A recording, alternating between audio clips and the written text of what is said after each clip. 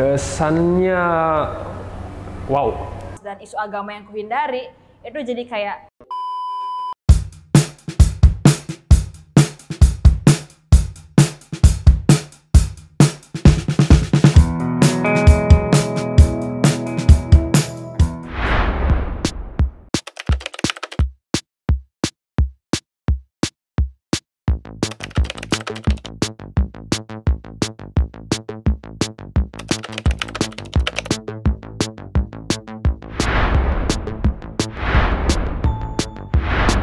Perkenalkan, nama saya Rafael Harselio Sianturi. Perkenalkan, nama saya Loputo Anggreni. Halo, saya Rama atau Rizky Yoga Ramadan. nama aku Koko. Menurut pandangan saya, pers kampus itu selayaknya sebagai media informasi yang mana nanti membantu menyalurkan baik dari informasi-informasi yang ada di kampus, internal kampus maupun dari eksternal kampus itu sendiri. Dan juga nanti bisa membantu untuk mengangkat isu-isu terkait dengan hak-hak mahasiswa yang ada di kampus yang tentunya nanti bisa diajukan kepada lembaga yang terkait.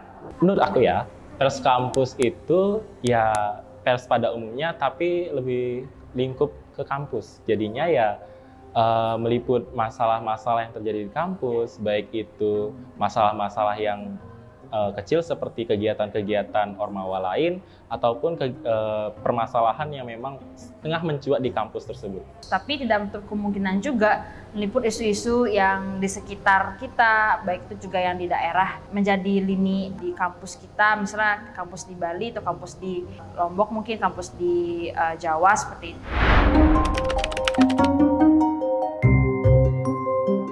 Nah, karena baru bergabung, aku baru nulis tentang hari-hari besar aja sih, peringatan hari-hari besar seperti Hari Pers kemarin. Untuk menulis, jujur saya hanya menulis isu-isu yang cukup kecil ya, seperti ekonomi, UMKM, lalu ada kependidikan, dan juga sempat tentang ormawa-ormawa lembaga yang ada di kampus. Saya sudah menulis beberapa hal, itu saya upload di dalam komunitas menulis saya, itu dari cerita Pitches, itu juga ada cerita perjalanan ataupun cerita tentang wisata-wisata yang ada di daerah saya. Selain itu juga saya menulis tentang esai, opini, ataupun cerpen. Awal tahun ikut, di tahun kedua ikut itu isu-isu kayak penurunan UKT, penurunan UKT, tapi yang paling cukup besar gitu demonya kayak Omnibus Law kemarin, itu yang salah satunya yang berkesan lah. Tapi aku juga meliput isu-isu di luar, tapi itu kerjasamanya atau mungkin perbantuannya itu sama komunitas-komunitas yang ada di luar pers mahasiswa seperti itu.